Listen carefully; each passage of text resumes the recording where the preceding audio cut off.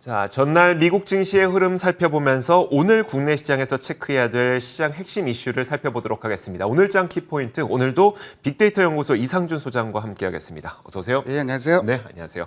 자, 오늘장 키포인트부터 먼저 공개할 텐데요. 화면으로 함께 보시죠. 자, 오늘장 키포인트는 바로 이겁니다. 지금 우리에게 필요한 것은 바로 체감지수의 상승이다. 참. 저도 참 마음에 와닿는 말이긴 한데 이 내용을 살펴보기에 앞서서 일단 미국 증시가 어땠는지부터 한번 볼까요? 인프라 투자 합의가 이루어졌다고 얘기를 했는데 정확히 내용을 설명드리면은 당초 얘기했던 것보다 금액은 조금 줄었어요. 네. 그리고 백악관하고 상원이 합의를 했다는 얘기인데 뭐 하원 통과 과정도 남았고 여러 가지 네. 이제 절차가 남아 있는 건 사실인데 어쨌든 뭐 상원의 합의를 이끌어냈다는 거는 상당히 좀 긍정적인 뉴스인 것 같고요. 뭐 오늘장 전략하게 앞서서 이와 관련해서 오늘 좀 지켜봐야 될 섹터가 네. 아무래도 뭐 건설, 철강 그리고 5G도 한번 어떻게 근데 최근에 이번 주에 철강 정도는 빼고는 대체로 부진했어요. 네네. 뭐 건설주도 뭐 그렇게 최근에는 좀 약간 좀 부진했었고 그리고 기계업종 내에서 두산 밥켓이라든지 네. 또 미국 쪽에 뭐 좀 비중이 높은 진성 TC 요새 주가는 헤매고 있는데 네. 이런 종목들이 어떻게 변하는지 오늘 좀 그것도 관전 포인트 중에 하나로 좀 그 말씀을 드립니다. 글쎄 뭐 이런 얘기 나오면은 다우 운송 지수가 좀 많이 올라야 되는데 생각보다는 별로 못 올랐어요. 다우 운송 지수는 0.5% 정도밖에 못 올랐고요. 러셀 2000은 중소형주 지수 러셀 2000은 1.2%가 올랐고 네. 고무적인 게 반도체 필라델피아 반도체 지수가 1.8%가 올랐습니다. 이 부분 뭐 긍정적인 뉴스일 것 같고요. 종목별로 봤더니 나스닥 종목 중에서는 모더나가 뭐 상당히 많이 올랐습니다. 3.8%, 테슬라가 3.5%, 마이크론 테크놀로지가 2%가 올랐는데 크게 빠진 게 또 바이오젠이 6%가 넘게 빠졌고요. 그러니까요. 대형 기술주들은 거의 강보합권이었는데 아마존만 한 1%가 넘게 마이너스 1.6%를 기록했고 좀 큰 경기 민감주들 동향을 살펴봤더니 역시 뭐 예상대로 US 스틸, 철강주인 US 스틸이 3.4% 올랐고 보잉이 2.9%, 캐터필러가 2.6%, 금융주도 올랐습니다. 그 골드만삭스가 2.1%가 올랐고 달러 인덱스와 유가는 강보합 정도 의미 있는 지표는 아니었고요. 국채금리 미국 국채금리는 단기금리, 장기금리가 모두 올랐는데 네네. 단기금리가 조금 더 세게 올랐습니다. 어쨌든 뭐 같이 올라가는 양상이었고 오늘 차트로 좀 준비한 거는 반도체 주식, 필라델피아 반도체 지수를 준비해봤어요. 네네. 지금 나흘 연속 상승하고 있거든요. 지금 나스닥 지수는 파란 선인데 지금 사상 최고치를 갔는데 네. 필라델피아 반도체 지수는 사상 최고치에 아직 다시 못 갔죠. 3월 네. 3월 달에 사상 최고치였는데 거기 접근해가는 상황이니까 만약에 필라델피아 반도체 지수가 좀 움직이기 시작한다 그러면은 우리 시장도 하나의 플러스 알파적인 요인이 강하게 될 수 있어요. 특히 만약에 반도체 주식 올라가고 삼성전자 올라간다면은 우리가 제일 걱정하는 시나리오가 삼성전자만 올라가는 시나리오잖아요. 네네. 그렇지는 않을 것 같고 어쨌든 뭐 굉장히 긍정적인 그 흐름이 좀 감지가 되고 있고 다음 주에 이제 뭐 그 임박해서 다시 한번 말씀드리겠지만 네네. 다음 주에 그 마이크론 테크놀로지 실적 발표가 예정이 되어 있습니다. 네. 그것도 중요한 분기점이 될 것 같습니다. 알겠습니다. 자, 미국 시장 분위기는 상당히 좋았습니다. 그렇다면 어제 국내 시장은 어땠는지 수급 특징주 한번 볼까요? 뭐 기아 같은 종목이 4월 연속 쌍끌이 제가 현대차보다는 기아가 수급이 조금 더 좋다고 말씀드렸는데 네네. 역시 뭐 상대적으로 좀 좋고 SK 이노베이션, 하이닉스, DB하이텍 뭐 이틀 연속 순매수가 나오고 있습니다. 사실 SK 이노베이션은 지난주에 제가 수급 대장주로 추천하고 네. 수요일이었는데 그다음부터 막 그거 내고 매물 나오면서 많이 꺾였었는데 이틀간 좀 열심히 사면서 다시 고점을 돌파하는 그래서 뭐 한편으로는 좀 마음이 좀 놓였고요. 그러니까요. LG전자하고 포스코 같은 종목들이 이제 쌍끌이 매수를 어제 보였습니다.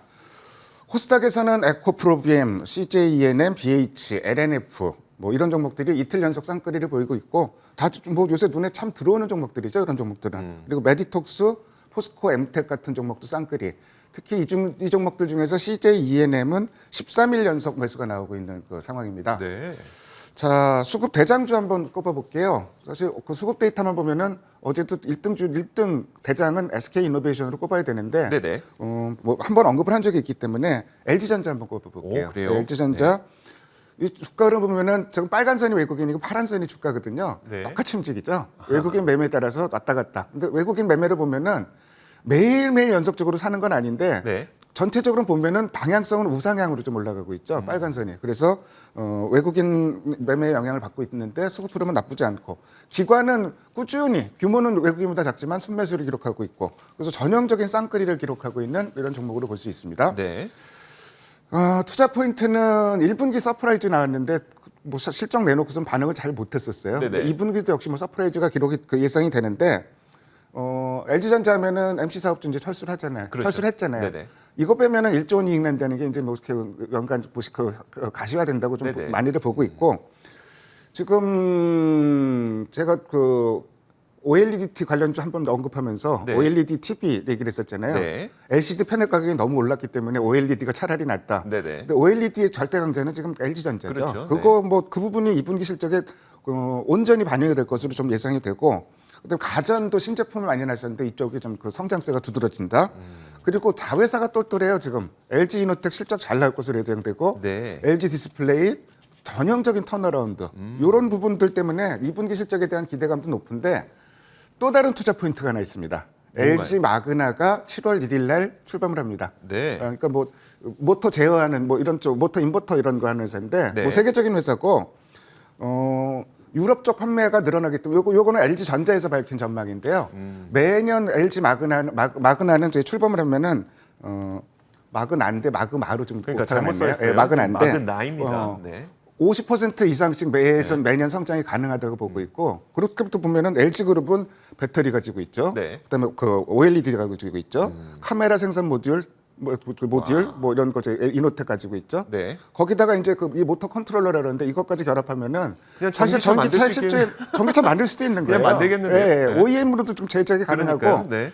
그래서 여기에 대한 기대감이 상당히 높은 편인데 저도 뭐 마그나에 대해서 좀 기대를 해보는 편이고, 참고로 마그나 주가는 지난 오늘 밤 마감된 뉴욕 증시에서 한 1.8% 정도 상승하면서 마감이 됐습니다. 네, 알겠습니다.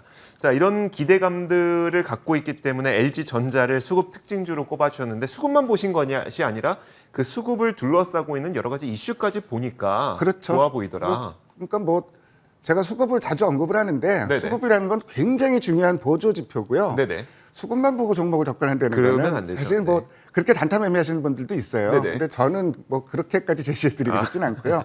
역시 뭐 다른 부분을 같이 고려를 해서 그러니까요. 그래서 수급도 들어오니까 플러스 알파로 이 부분을 고려해볼 만하다 이렇게 좀 판단을 내려드립니다. 알겠습니다. 자, 그렇다면 오늘장 키포인트가 바로 뭐였었냐면 지금 우리에게 필요한 건 체감지수의 상승이다. 사실 저희도 많이 느끼거든요. 네. 네.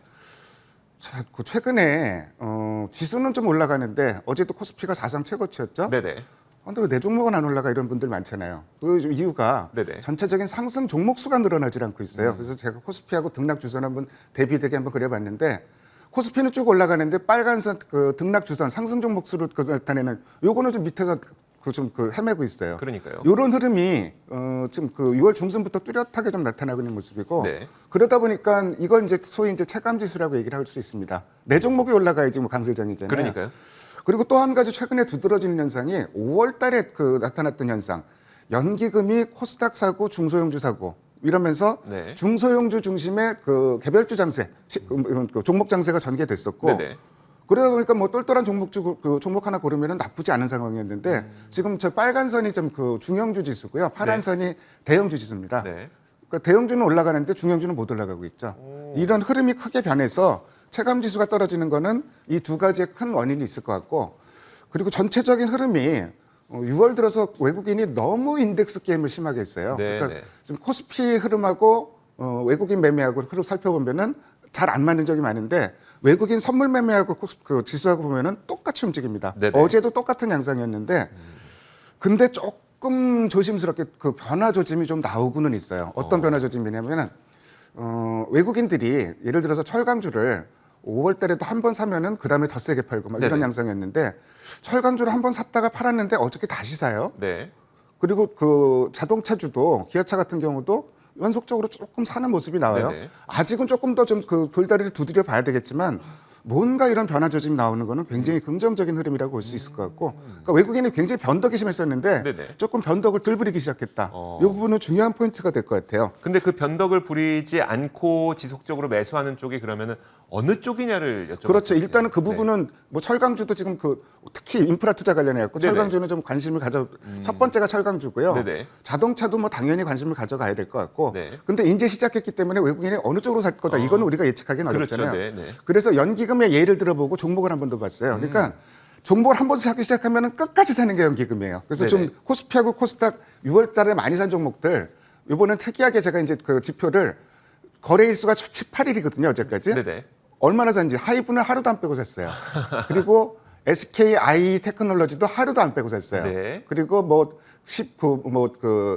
두산 펼세 같은 경우도 하루도 안 빼고 사고, 그다음에 그 SK 바이오팜도 17일 연속을 매수를 했는데, 자, 제가 저기서 그 짙게 표시가 한 종목들이 있죠. 이 종목들은 그 종목들 중에서도 연기금도 사는데 연기금 이외에 다른 기관도 사고, 네. 외국인도 사고, 네. 다른 주체들의 수급도 양호한 종목들을 좀 꼽아봤어요. 그게 SKI 테크놀로지, SDI, 네이버, 현대글로비스 이렇게 네. 많이 종목이 4종목 정도가 나오는데 한 2종목 정도로 좁히면은 지금 SKI 테크놀로지하고 SDI 정도가 그렇겠네요. 현재 시장의 패션에도 맞고 수급도 상당히 좋은 종목으로 좀 보고 있습니다. 네. 코스닥도 한번 좀 살펴볼까요? 네. 코스닥도 역시 똑같은데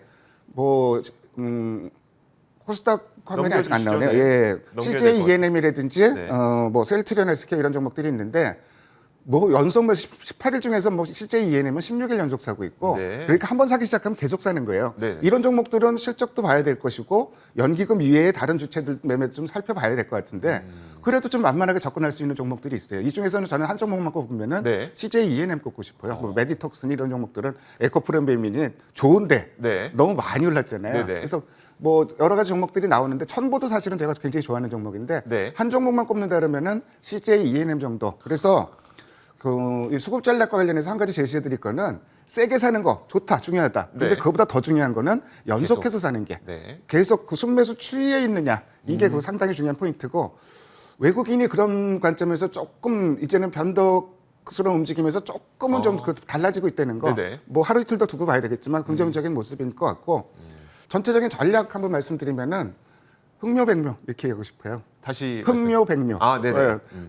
까만 고양이든 하얀 고양이든 쥐만 잘 잡으면 장땡이다 이 얘기잖아요. 그래서 제가 거듭 말씀드리는데 지금 가치준위, 성장준위 이 논란은 의미가 없어요. 네네. 수익 나는 종목이 최고고 우리나라는 그렇게 그 구분이 명확하질 않아요. 그러니까 맞아요. 네. 성장주라면은 일부 배터리나 다른 쪽도 포함이 되겠지만 구체적으로 미국의 대형 기술주랑 견줄 수 있는 회사들은 포탈밖에 없어요. 네네. 근데 포탈은 미국의 가치주가 올라갈 때도 올라가고 성장주가 맞아요. 올라갈 때도 네. 올라갔는데 어제 공매도 세게 맞았잖아요. 네네.